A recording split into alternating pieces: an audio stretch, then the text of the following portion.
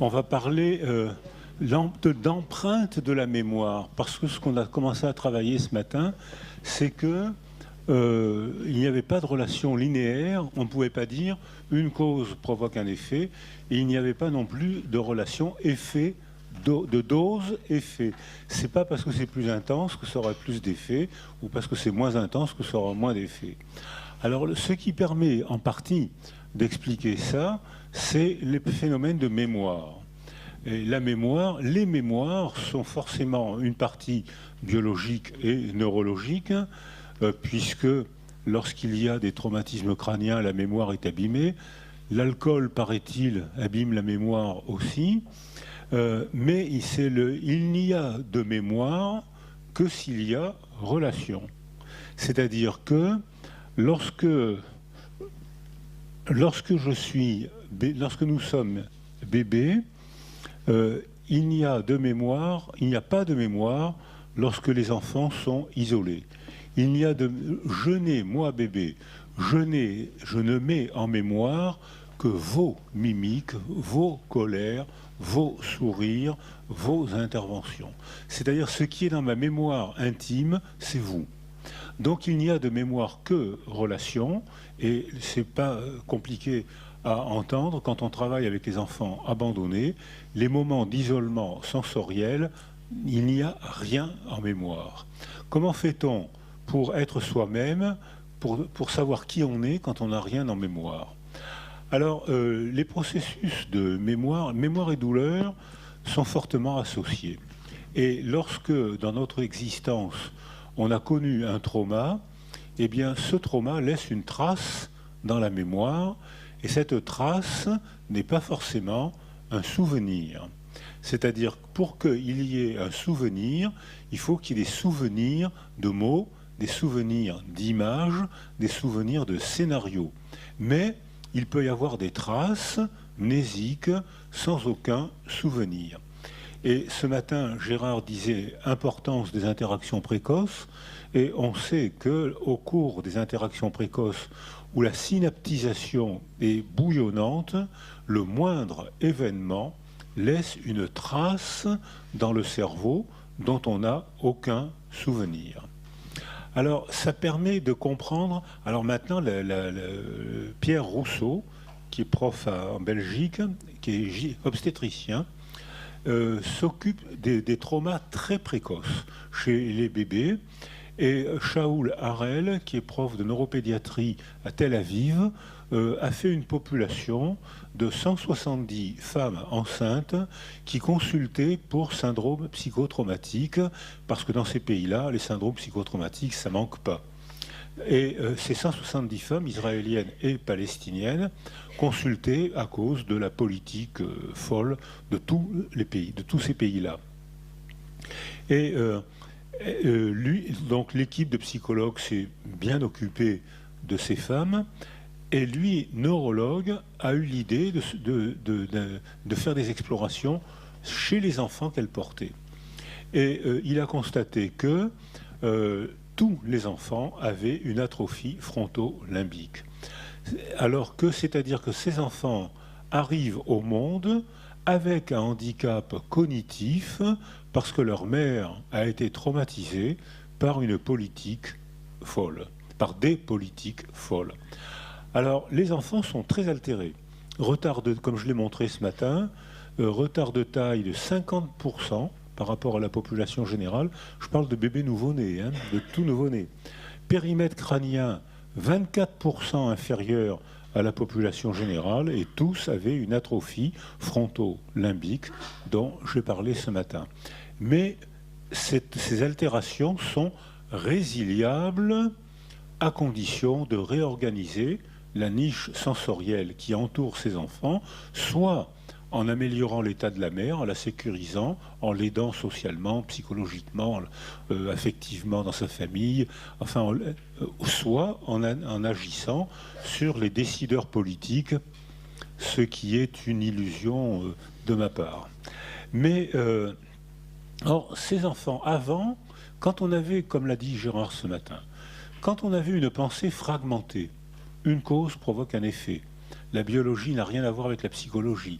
La psychologie n'a rien à voir avec le social, qui n'a rien à voir avec le culturel. On a presque tous eu nos diplômes grâce au savoir fragmenté. C'est-à-dire que on a morcelé notre savoir, ce qui nous permettait d'avoir un diplôme.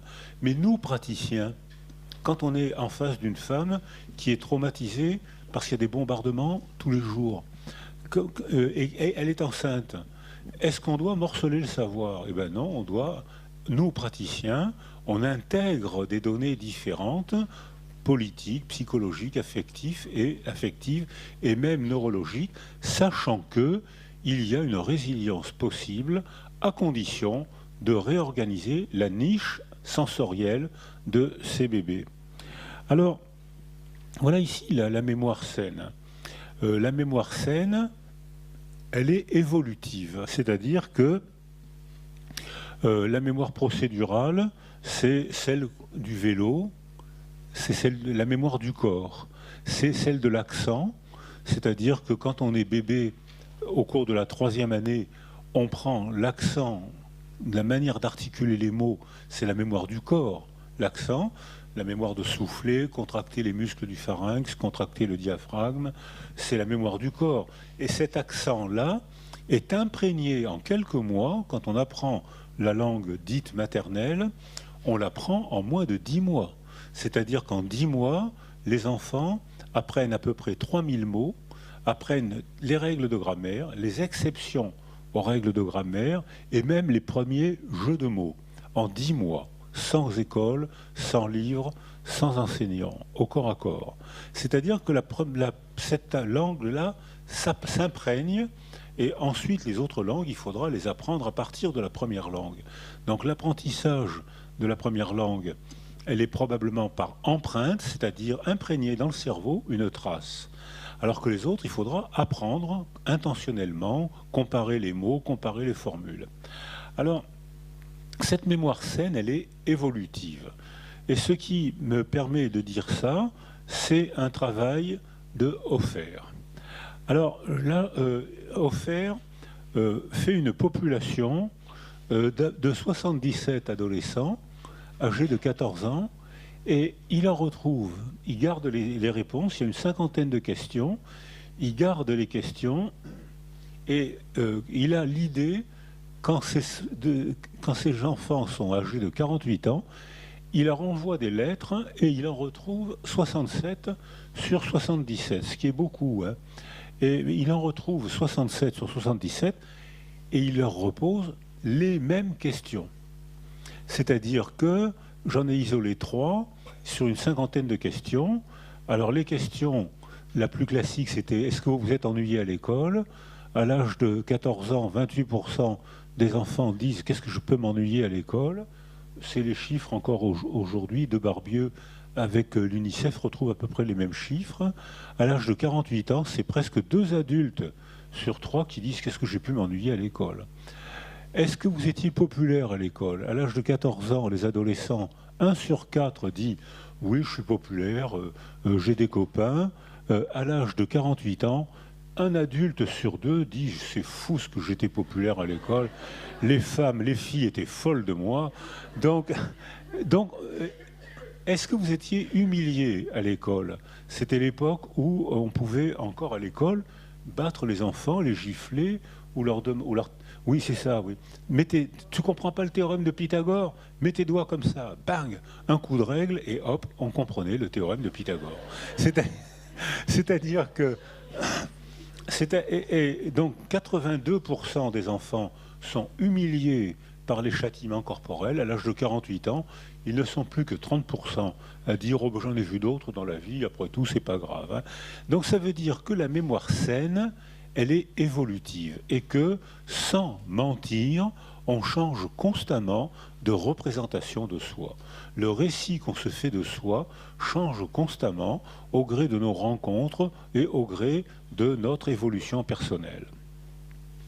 Alors, la mémoire traumatique, elle est totalement différente. C'est-à-dire que lorsqu'on reçoit un coup, si on ne déclenche pas un processus de résilience, on est prisonnier du passé.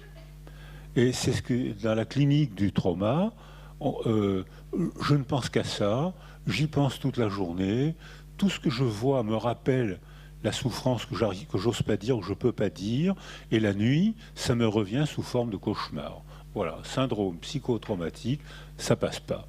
C'est pas évolutif, c'est pas remanié. Si on ne fait rien, ça n'est pas remanié.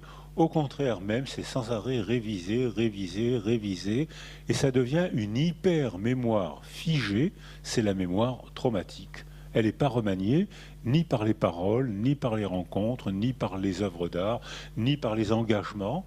Engagement dans des associations, engagement religieux, politique. C'est pas remanié. On est prisonnier du passé, ça passe pas. Le passé ne passe pas. Alors, quand on a ces notions-là, on se rend compte que on ne peut plus raisonner en disant il y a des barèmes de la douleur. Ce matin, on disait on ne peut pas faire de barème de traumatisme. Je crois qu'on ne peut pas faire non plus de barème de la douleur. C'est-à-dire que la douleur est associée au contexte, à la représentation qu'on s'en fait et à la représentation que vous en faites. C'est-à-dire, comme l'a dit Michael ce matin, c'est un système qui nous permet d'éprouver des douleurs plus ou moins grandes. Alors, c'est assez important d'accepter ce genre de raisonnement parce que ça nous permet, quand quelqu'un on dit il est douillet, ça veut dire qu'il n'est pas très courageux, il se plaint tout le temps, tout lui fait mal dans la vie, c'est un douillet. Or, on ne peut pas raisonner comme ça parce que on nous disait, quand j'étais étudiant, on nous disait les enfants ne souffrent pas. On est les médecins, les anciens médecins qui sont dans la salle, on a appris ça. Les enfants ne souffrent pas. Et pourquoi est-ce qu'ils ne souffrent pas? Parce que leurs fibres nerveuses ne sont pas myélinisées, c'est-à-dire ne sont pas terminées. Bon, on nous a appris ça et on nous disait de faire les points de suture sans anesthésie. On nous disait de ne pas donner d'antalgique aux enfants parce qu'on masquait les symptômes, notamment pour l'appendicite. Hein. Il ne faudrait pas qu'on rate le diagnostic, donc pas d'antalgique. Et même, je ne sais pas si c'est votre expérience, mais ma femme a assisté à des réductions de fractures sans anesthésie.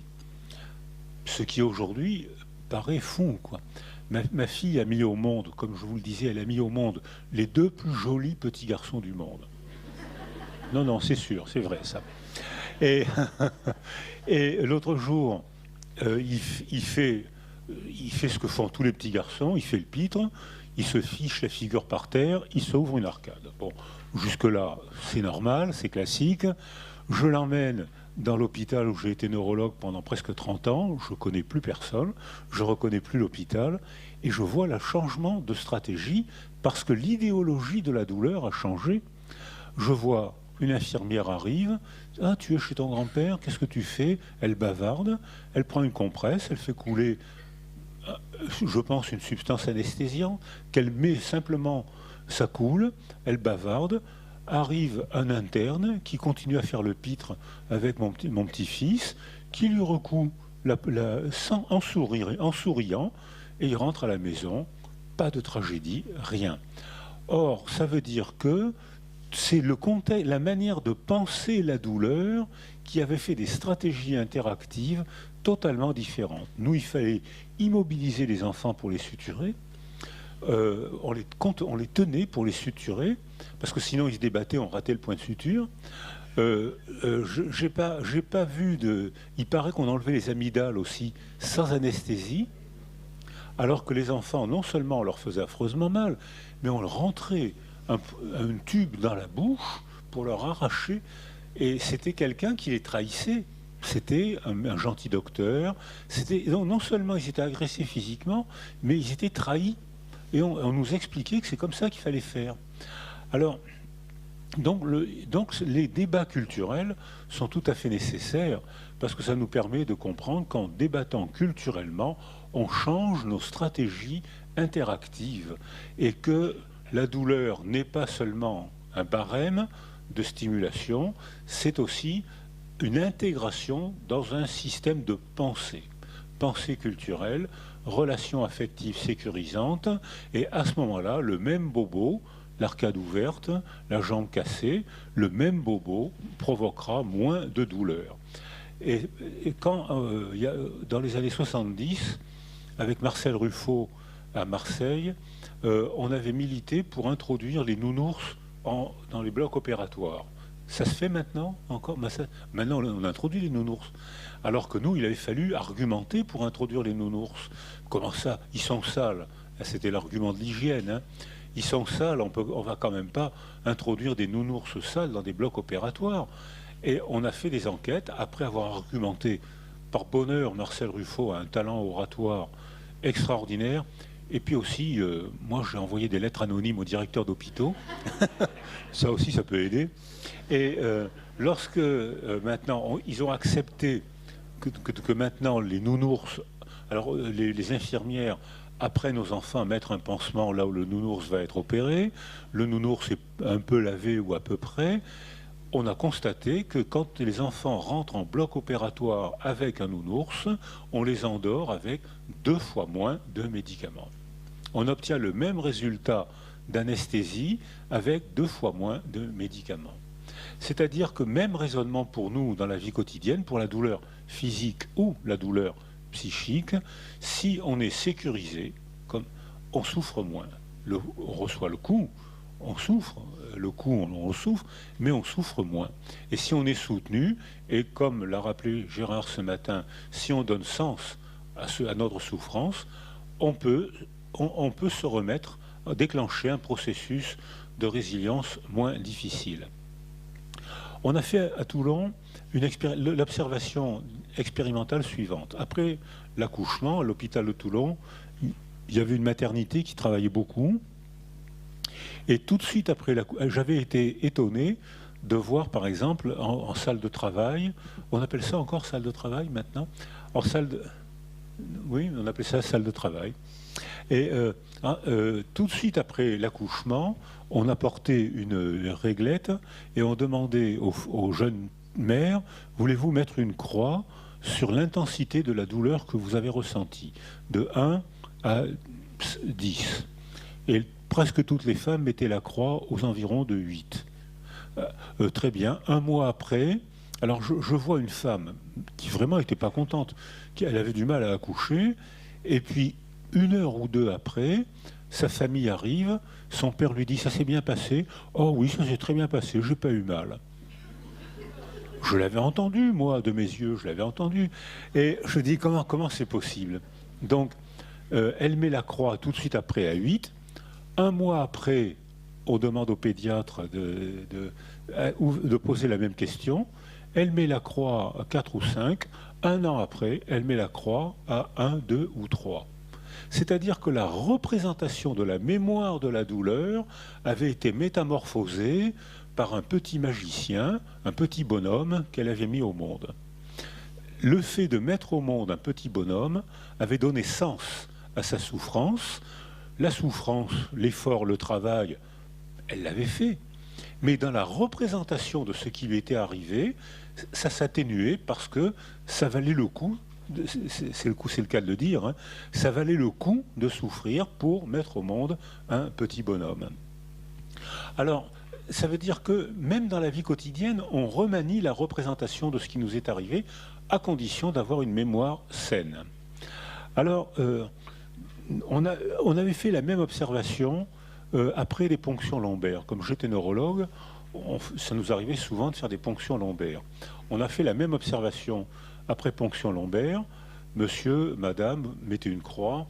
Presque. Alors là, il y avait un énorme biais, c'est que quand la ponction lombaire est bien faite, très souvent les gens disent alors quand est-ce que vous allez la faire?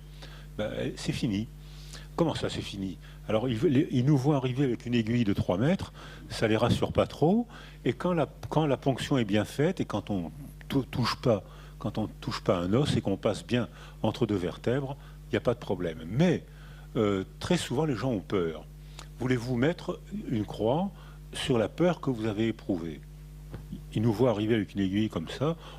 N'ayez pas peur, on va vous la mettre dans le dos. Donc les gens mettent la croix à peu près à 8. Un mois après, ils mettent la croix à 8, et un an après, ils mettent la croix à 8. Pour eux, ça n'avait pas de sens.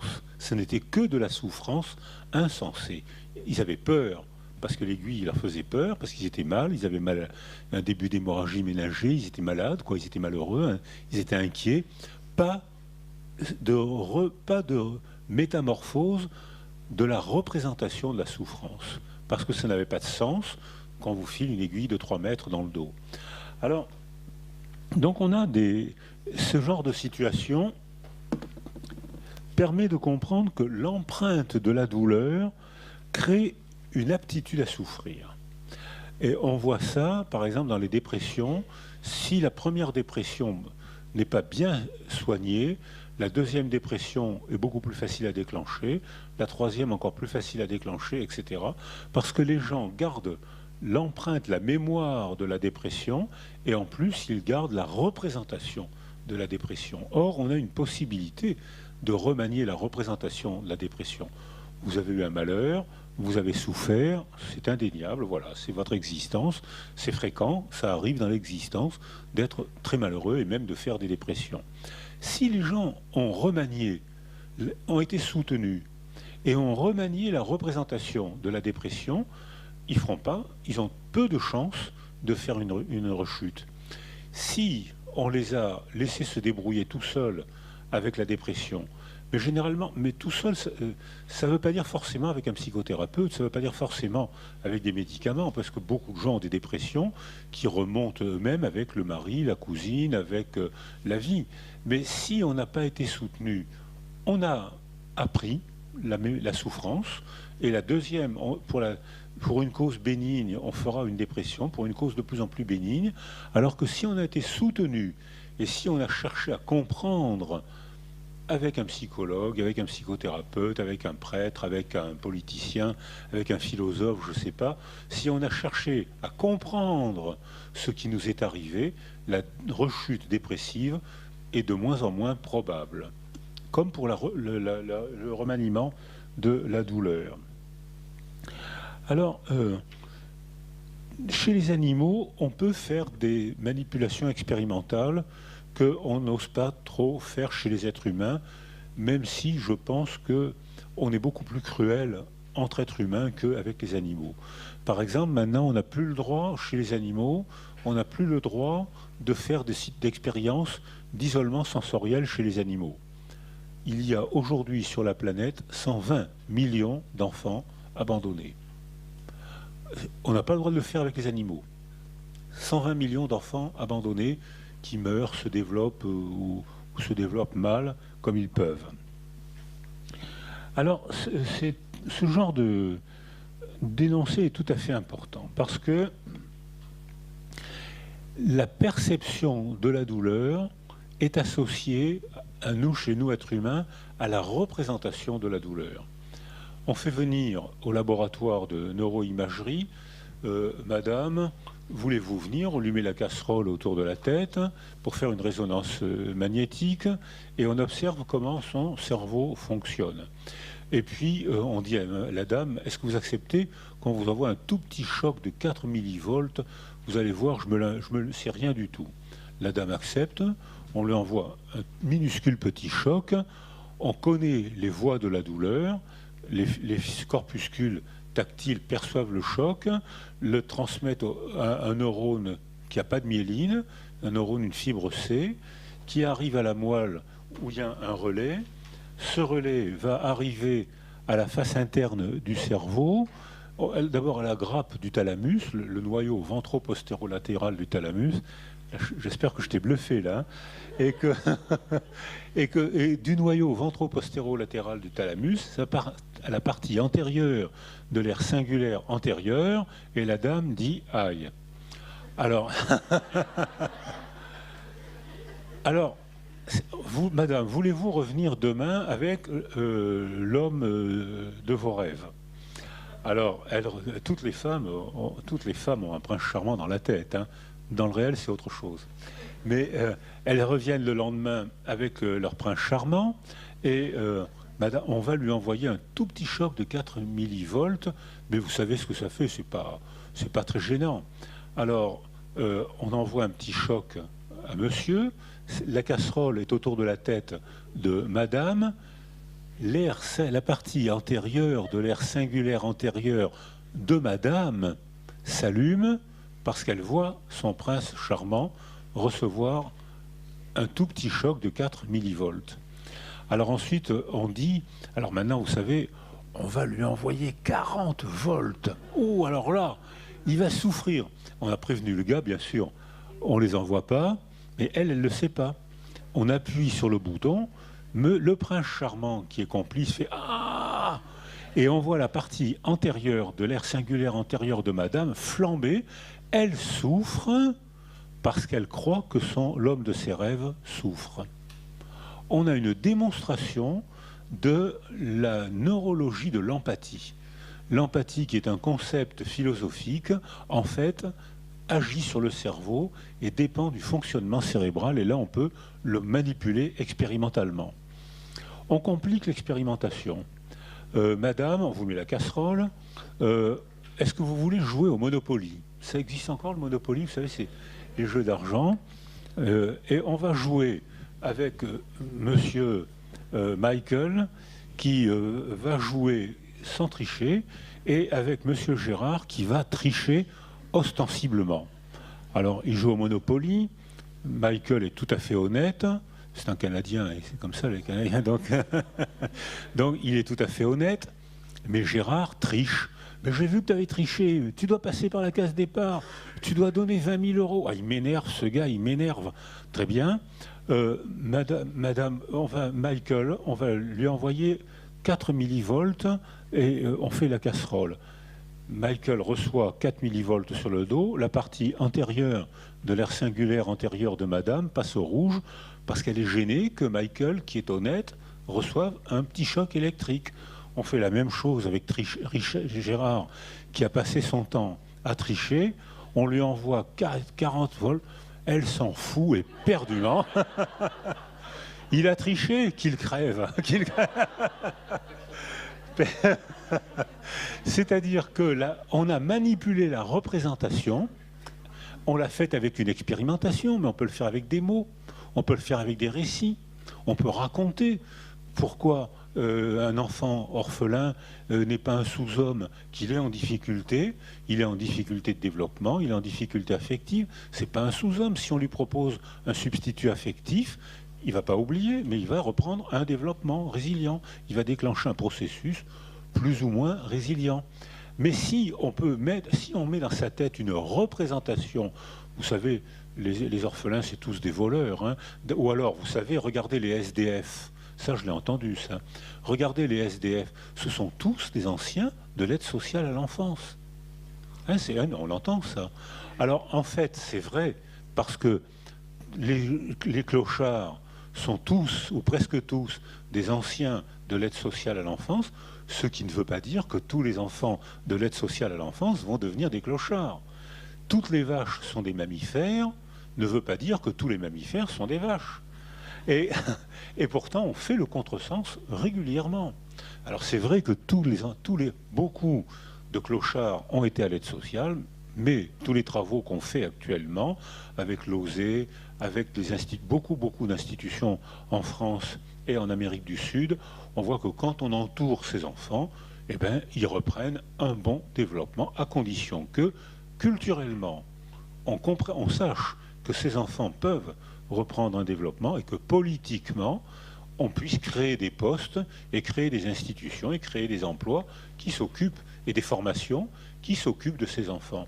Et les pays qui l'ont fait, la France, le Mexique, j'ai travaillé à Mexico avec SOS Village, qui est une institution inventée après la Seconde Guerre mondiale en Autriche pour s'occuper des enfants orphelins qui étaient, on n'en parle pas, mais qui étaient très nombreux en Allemagne. Hein. On ne parle pas du désespoir des Allemands d'après-guerre, mais c'était un pays ruiné.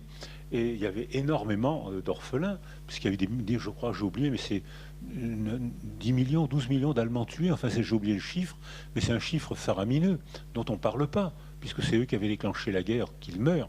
Mais en fait, les enfants, eux, ils sont responsables de rien. Et lorsqu'on voit ces institutions-là, ont récupéré énormément d'enfants parce qu'ils ont mis au point des SOS villages, c'est-à-dire des substituts de familles qui ont fonctionné très bien. Et même à Mexico, on m'a montré, et c'est pareil dans les Basses-Alpes, ces enfants obtiennent un épanouissement social et affectif plutôt meilleur que dans la population générale. Ce qui pose un problème, ce qui va poser un problème énorme. Alors je vais terminer là-dessus, c'est-à-dire que pour dire que finalement, nous, êtres humains, on peut souffrir deux fois. On peut souffrir une fois du coup qu'on reçoit dans le réel, et ensuite on souffre de la représentation du coup. Pourquoi est-ce qu'il m'a fait ça? Pourquoi est-ce qu'il m'a chassé de la condition humaine? On souffre deux fois.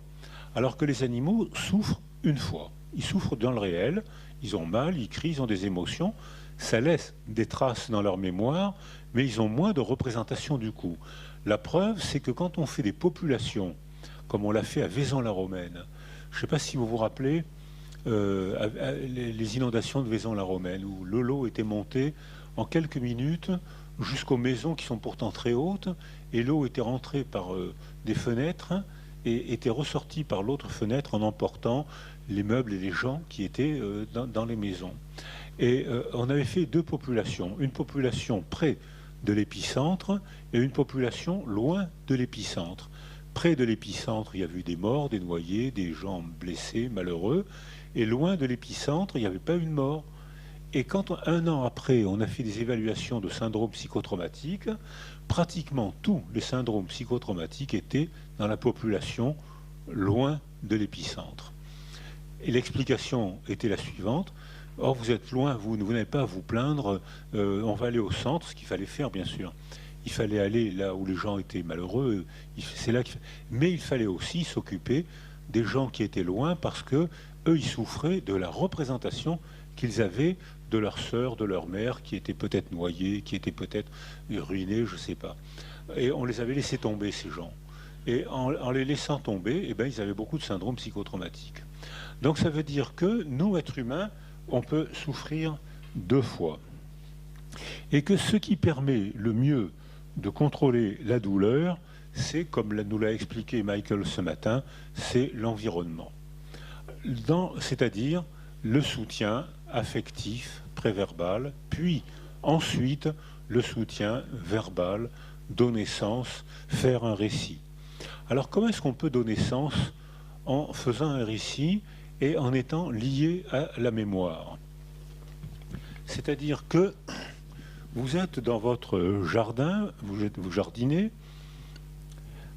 Alors, vous êtes dans votre jardin, vous jardinez, et vous entrez chez vous et vous voyez vos enfants, vos adolescents, ils sont sur un divan en train de regarder la télévision, comme d'habitude, et il y a un film policier qui passe sur l'écran. Et vos enfants sont passionnés et effrayés, et vous regardez l'écran de télévision, et vous voyez quelqu'un qui est en train de s'apprêter à boire une tasse de thé. Pour vous, la tasse de thé, vous étiez dans le jardin, elle n'a aucun sens. Et vous ne comprenez pas pourquoi vos enfants sont effrayés par quelqu'un qui va boire une tasse de thé. Si vous aviez été avec vos enfants, vous auriez eu la mémoire de ce qui s'est passé avant, et vous sauriez que le voisin a mis du cyanure dans la tasse de thé, et que si le monsieur boit la tasse de thé, il va mourir. Et vos enfants le savent, parce qu'ils ont la mémoire de cyanure, donc ils savent qu'il va mourir. Pour eux, ayant la mémoire et le projet, l'anticipation, eux vivent un moment délicieux d'horreur, de film thriller, et vous, ça n'a aucun sens. Donc le sens nécessite la mémoire et le projet. La mémoire, c'est notre histoire, c'est notre passé, et le projet, c'est les rêves qu'on va faire ensemble. Et je vais terminer là-dessus, sur une expérience de Tronic. Le premier à faire cette expérience, ça avait été Trévartène au CNRS d'Aix-Marseille. Madame, vous avez un bébé de 4 mois, voulez-vous venir au laboratoire? Alors elle vient, elle met son bébé sur la table, la chaise à bébé sur la table, les caméras tournent, on doit demander à la dame l'autorisation légale de la filmer, et Trevarten dit oh, excusez-moi, on m'appelle, mais je reviens tout de suite. Il s'en va et il ne revient pas. Et les caméras tournent. La dame s'ennuie, il y a un petit bonhomme de 4 mois à côté, une interaction se déclenche forcément. Quand on a vu les films avec Maurice Ohaillon, on a vu les films, on a l'impression que c'est la mère qui sollicite le bébé parce qu'on a une vision adultocentrique du monde. Et on pense que puisque c'est la mère, c'est elle qui va solliciter le bébé. Quand on passe les cassettes au ralenti, les films au ralenti, dans l'immense majorité des cas, c'est le bébé qui sollicite sa mère et c'est la mère qui répond à l'invitation du bébé en formulant avec des mimiques et avec des mots. Alors ils s'ennuient tous les deux, silence, le bébé babille. Ah oui, on s'ennuie, si on serait mieux à la plage. Alors le bébé est content qu'on lui parle, alors il gambade, alors la mère déclenche une interaction et quelque chose s'est passé, spontanément, probablement comme ça se passe dans la vie quotidienne. Et la tronique introduit une variable. Vous constatez que dans une situation spontanée, il y a des synchronies mimo-gestuelles. Synchronie mimo-gestuelle, c'est-à-dire qu'il y a une sorte de danse comportementale entre la mère et le bébé. C'est le bébé qui, le plus souvent, déclenche l'interaction, mais c'est la mère qui donne sens à l'interaction en souriant, en riant, en parlant. Elle donne sens à l'interaction. Et Tronic introduit une variable, madame, au signal convenu, ne bougez plus. Vous savez, comme dans les jeux, les enfants, quand on était enfant, on s'immobilisait comme ça, et c'est un jeu qu'on aimait tous beaucoup. Madame, ne bougez plus. Elle s'arrête, elle ne bouge plus. Voilà instantanément le comportement de retrait de l'enfant, très rapide. Antoine Guédonnet l'a objectivé chez les enfants en difficulté développementale, comme l'a dit Michael ce matin, parce qu'il était malade ou surtout parce qu'on souffrait autour du bébé, quelle que soit l'origine de la souffrance.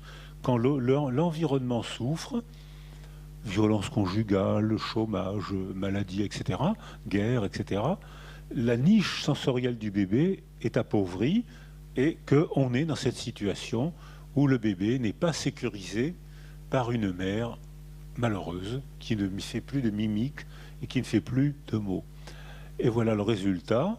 Donc aussitôt, dès que le bébé commence à gémir ou à pleurer, bien sûr, l'observation s'arrête à ce moment-là. Et alors là, tenez-vous bien, dès que la mère redevient sécurisante, il y a un rebond d'attachement. C'est un activateur d'attachement. Cette expérimentation a été faite 1000 fois. Nous, on l'a refaite.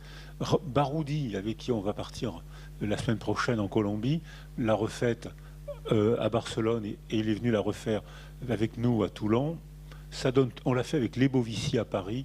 Ça donne toujours à peu près le même schéma. Il y a un rebond d'attachement. C'est ce qu'on appelle les activateurs d'attachement. Donc, problème philosophique et problème éducatif, qu'est-ce que ça veut dire? Ça veut dire probablement que ce qui provoque l'attachement d'un enfant, ce n'est pas le gavage, c'est la sécurisation. Ce qui provoque l'attachement d'un enfant, c'est le fait de lui donner confiance et de le sécuriser. C'est pas de faire tout à sa place. C'est pas de le gaver. Alors, cette observation de Tronic m'a fait comprendre un truc de clinicien que je n'avais pas compris. J'habite à la Seine où, pendant la Seconde Guerre mondiale, la Seine et Toulon ont été très bombardés par nos alliés, les Américains, qui ont bombardé la Seine parce qu'il y avait l'armée française et parce qu'il y avait l'Arsenal qui faisait des armes pour les Allemands. Donc les Américains, en bombardant Toulon et la Seine, ont détruit l'Arsenal, mais ils ont tué 3000 Toulonnais. Et en même temps.